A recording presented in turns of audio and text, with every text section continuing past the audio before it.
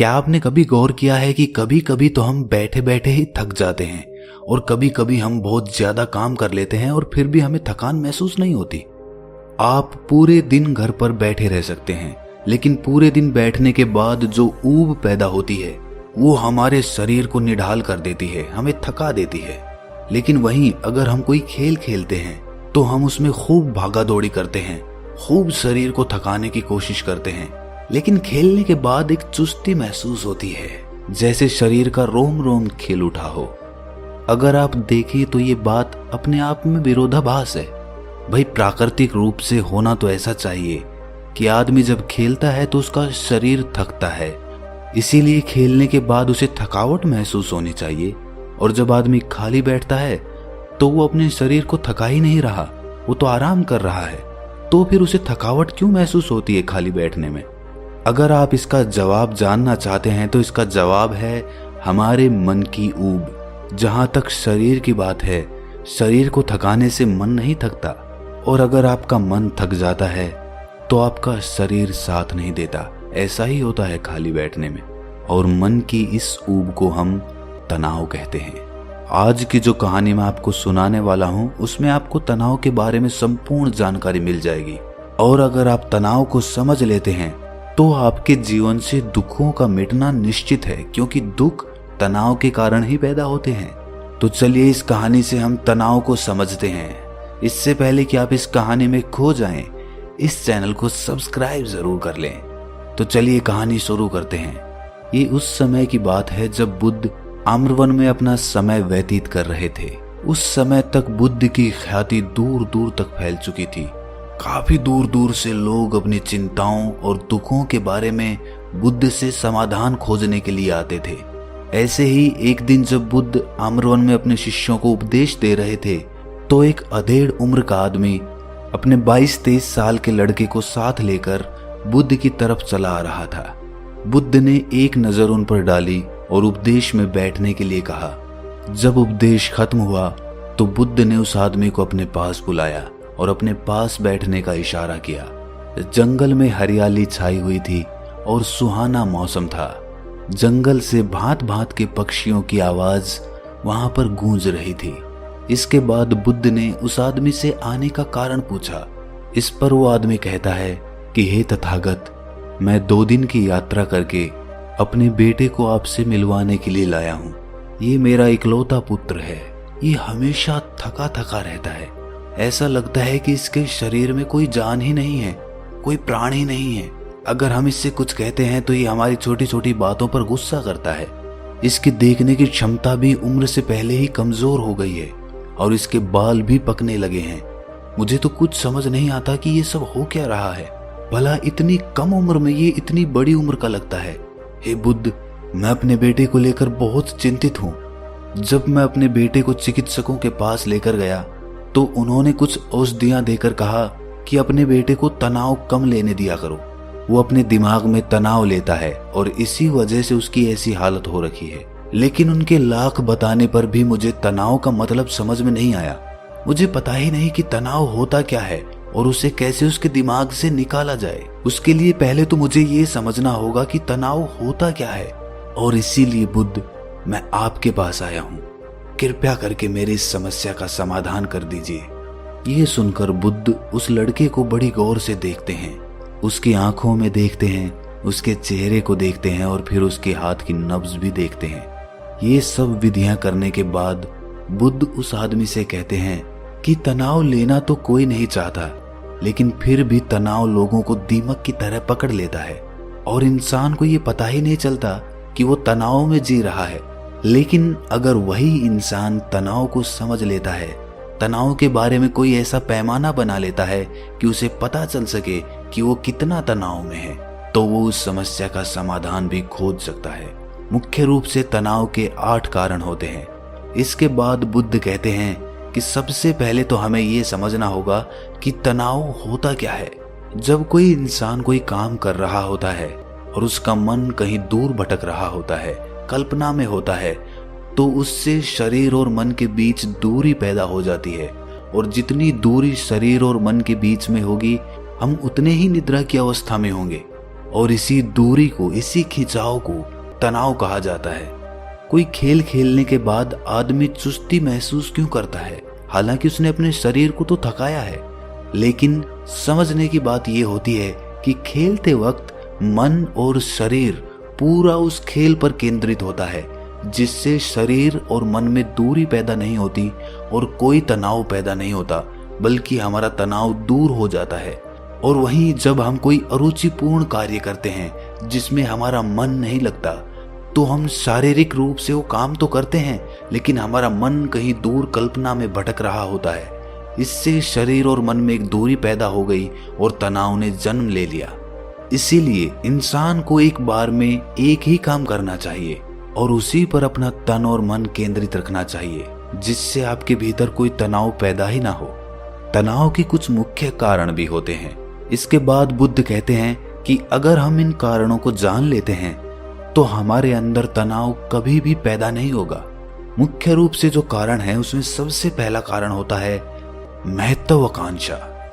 महत्वाकांक्षी होना अच्छी बात होती है, लेकिन कभी आपने गौर किया है कि इंसान के लक्ष्य कभी पूरे ही नहीं होते हैं, क्योंकि इंसान का कोई एक लक्ष्य होता ही नहीं है। जब इंसान एक लक्ष्य को प्राप्त कर लेता है तो दूसरा लक्ष्य स्थापित हो जाता है, और इसी तरह वो अपने लक्ष्य को पाने के लिए गोल गोल घूमता रहता है।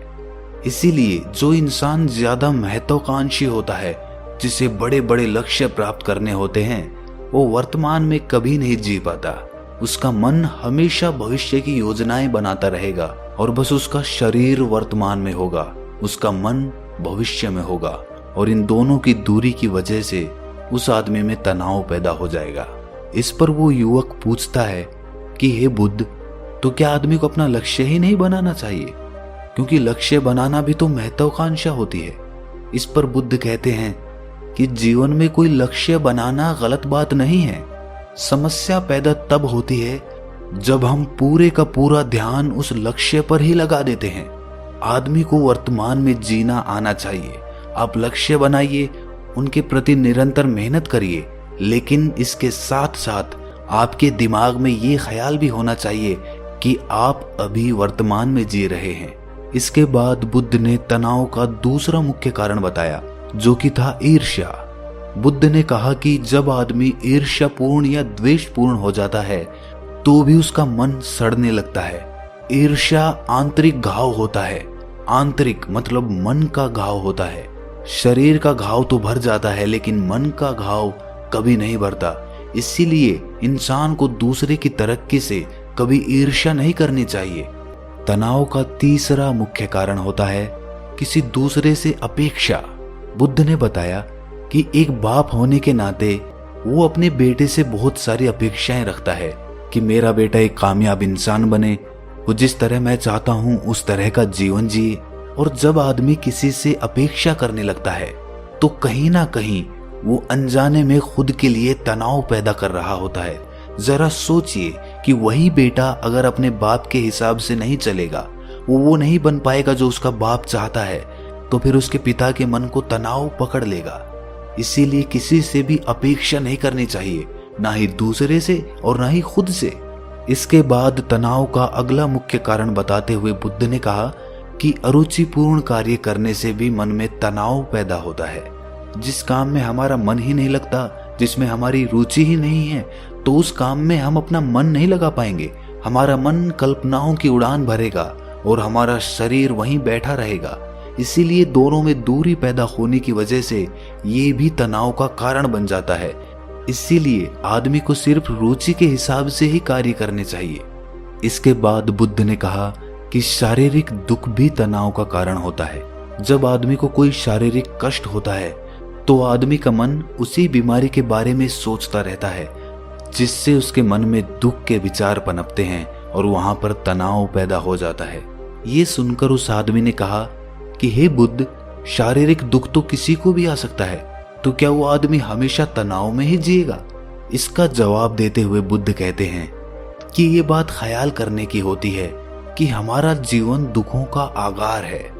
जैसे जैसे हमारी उम्र बढ़ती है वैसे वैसे बीमारियां आती हैं, दुख आते हैं और एक दिन मौत भी आती ही है।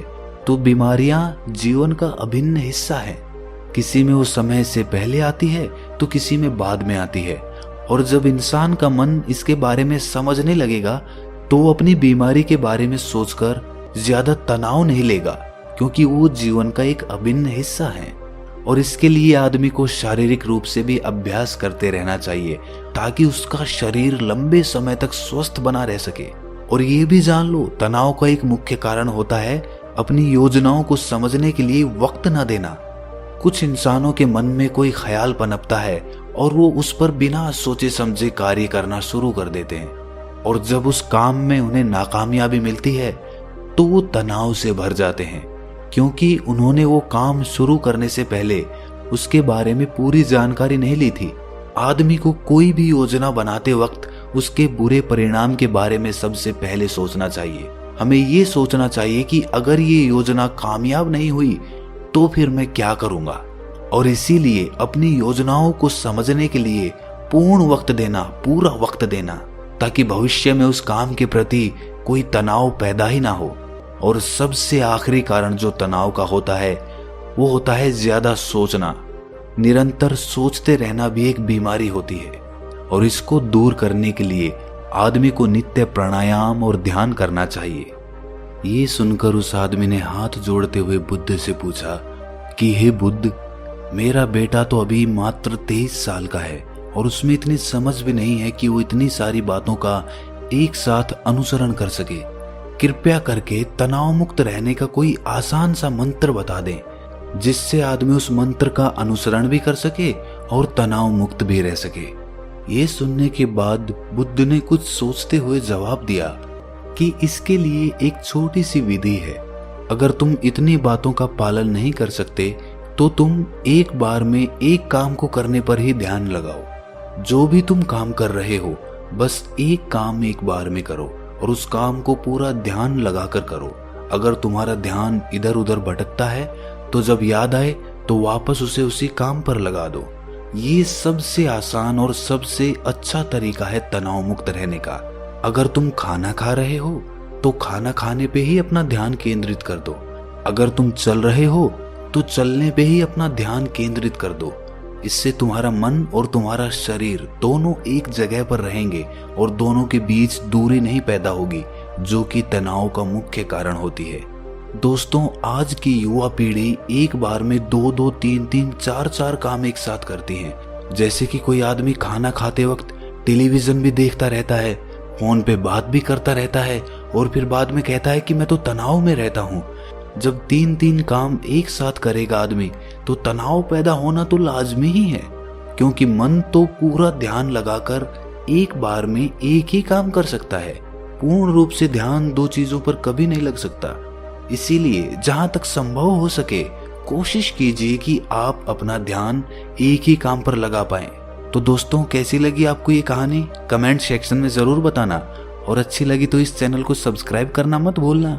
तो मिलते हैं अगली कहानी में, तब तक के लिए अपना ख्याल रखें।